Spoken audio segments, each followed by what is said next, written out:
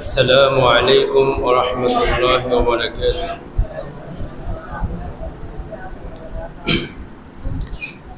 আলহামদুলিল্লাহ, আপনারা এতক্ষণ পর্যন্ত অত্যন্ত গুরুত্বপূর্ণ আলোচনা শুনেছেন। মাওলানা তরিকুল ইসলাম সাহেব মাদ্দাজিল্লাহু আলীর জওয়ানে তিনি বিবেককে নাড়া দেওয়ার মতো অনেক সুন্দর আলোচনা করেছেন। যদি আমরা হৃদয়ের কান থেকে এই কথাগুলো শুনে থাকি, ওয়াজ অনেক শুনতে হয় না, জনম জনম ধরে ওয়াজ শুনতে হয় না। ওদের বেশ অনেক আলোচনা করেছেন। তো আসলে জীবনকে নাড়িয়ে দেওয়ার জন্য দুই একটা কথাও যথেষ্ট হতে পারে, কি বলেন ঠিক কিনা? যদি দুই একটা কথা আপনার জীবনে শুরু হয়ে যায়, দেখবেন আপনি মানজিল মাকসাদ পর্যন্ত আপনি পৌঁছে যাবেন। তা আল্লাহ পাক রব্বুল আলামিন হুজুর অত্যন্ত যে চমৎকার আলোচনা করেছেন, এগুলো যেন আমরা খেয়াল রাখি। আল্লাহ সেই তৌফিক দান করুন।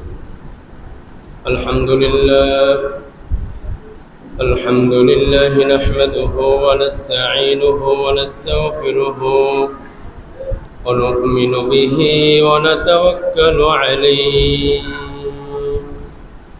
ওয়া নাউযু বিল্লাহি মিন শুরুরি আনফুসিনা মান ইয়াহদিহিল্লাহু ফালা মুদিল্লা লাহু ওয়া মান ইউদ্লিলহু ফালা হাদিয়া লাহু ونشهد أن لا إله إلا الله وحده لا شريك له ونشهد أن سيدنا ومولانا محمدا عبده ورسوله صلى الله تعالى عليه وعلى آله وصحبه وبارك وسلم تسليما كثيرا.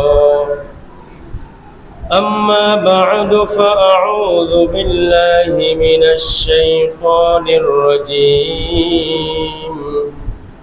بسم الله الرحمن الرحيم. إن الله وملائكته يصلون على النبي يا أيها الذين آمنوا صلوا عليه وسلموا تسليما. صلى الله وعلى محمد صلى الله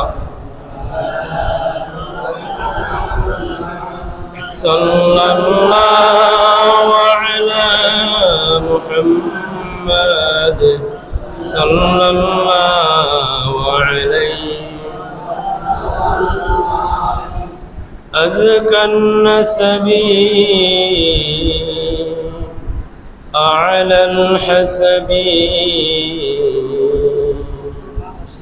كل العرب في خدمته صلى الله وعلى محمد صلى الله عليه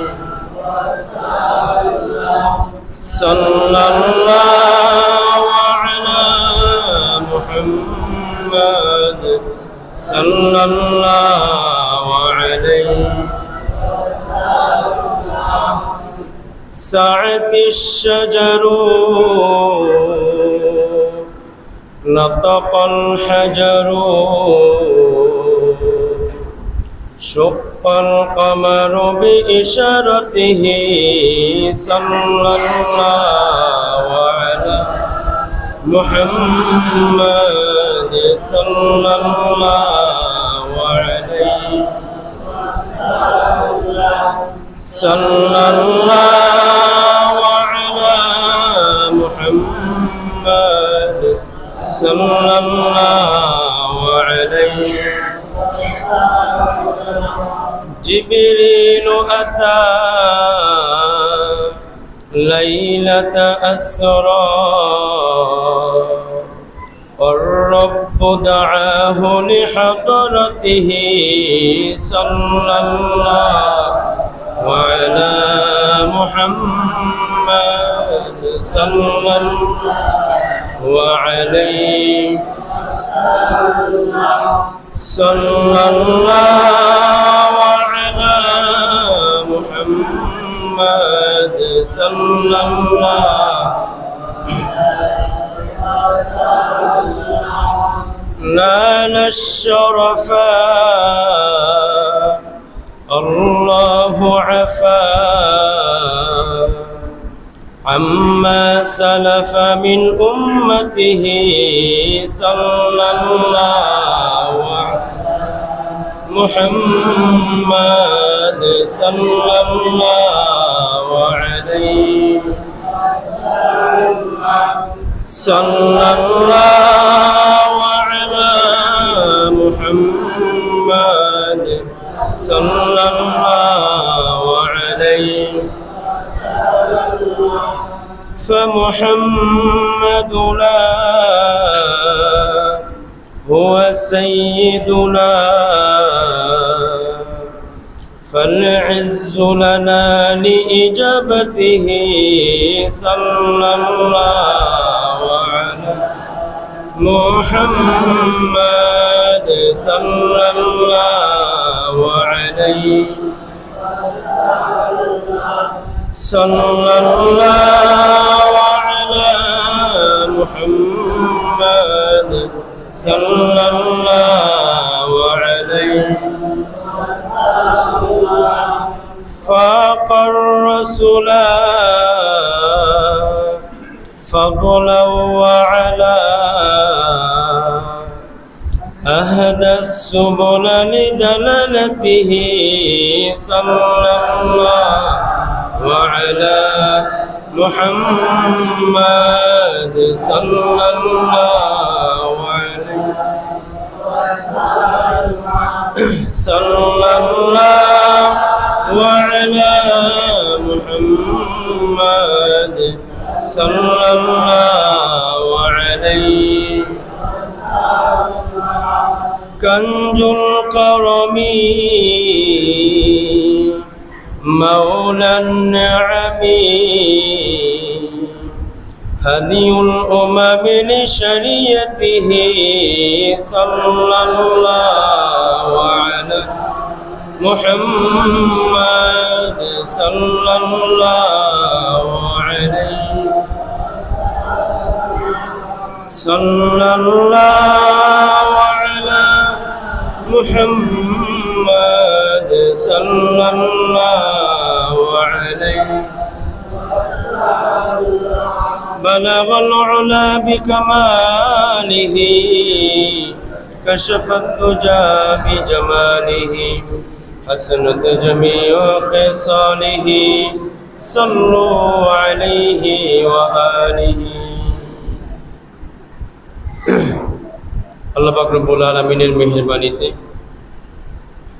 মিলাদুন নবী ও সিরাতুন নবী মাহফিল উপলক্ষে আজকে যে আয়োজন করা হয়েছে, এই আয়োজনে আল্লাহ তাআলা আমাদেরকে এই মোবারক মজলিসে উপস্থিত হয়ে নবী আলাইহিস সালাতু ওয়াস সালামের জীবন অবকরণ সম্পর্কে জানার আশায় আল্লাহ তাআলা আমাদেরকে এখানে যে উপস্থিত হওয়ার তৌফিক দান করেছেন। এজন্য আল্লাহ তাআলার দরবারে শুকরিয়া আদায় করে বলি আলহামদুলিল্লাহ।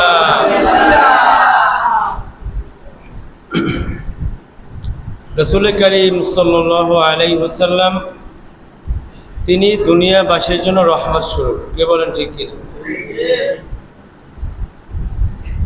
তার আগেও যারা এসেছেন দুনিয়ায় তাদের জন্য রহমত স্বরূপ। কিয়ামত পর্যন্ত যত সৃষ্টি হবে সকল সৃষ্টির উপর কে তিনি রহমত স্বরূপ, তিনি রহমাতুল লিল আলামিন। এই রহমাতুল লিল আলামিন রাসূল করিম সাল্লাল্লাহু আলাইহি ওয়াসাল্লাম তার মিলাদ মাহফিল নিয়ে বছরে একটা দিবসে আমরা বেশ আলোচনা শুনি। কি বলে ঠিক কিনা? এবং এটা বেশ খুব ধুমধাম করে আমরা এটাকে খুব উদযাপন করে থাকি। তো প্রকৃতপক্ষে আমরা আসলে রাসূলকে চিনি কিনা এইটা আমাদের বোঝা দরকার। কি বলেন ঠিক কিনা? আচ্ছা, আপনারা কি রাসূলকে চেনেন? কথা বলেন না। সবাইকে রাসূলকে চেনেন? কারা কারা চেনেন দেখি তো। রাসূলকে আপনারা চেনেন না? আচ্ছা, যে আল্লাহকে আল্লাহ বলে স্বীকার করি, আল্লাহ যে আছেন, সে আল্লাহ আছেন, সেই সাক্ষ্য কে আমাদেরকে শিখিয়েছেন? তো সেই আল্লাহকে আমরা বিশ্বাস করি তার কথায়, কি বলেন ঠিক কিনা? তো তাকে আমরা চিনি না। জান্নাত আমরা বিশ্বাস করি, অথচ জান্নাতকে আমরা দেখেছি? জাহান্নাম বিশ্বাস করি, দেখেছি জাহান্নাম?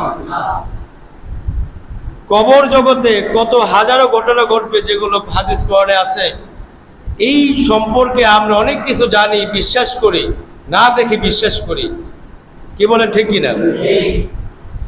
ঠিক রাসূল করিম সাল্লাল্লাহু আলাইহি সাল্লাম তিনিও আমাদেরকে অনেক সংবাদ দিয়েছেন, আমরা অকপটে না জেনেই না দেখে বিশ্বাস করেছি, কি বলেন ঠিক কিনা?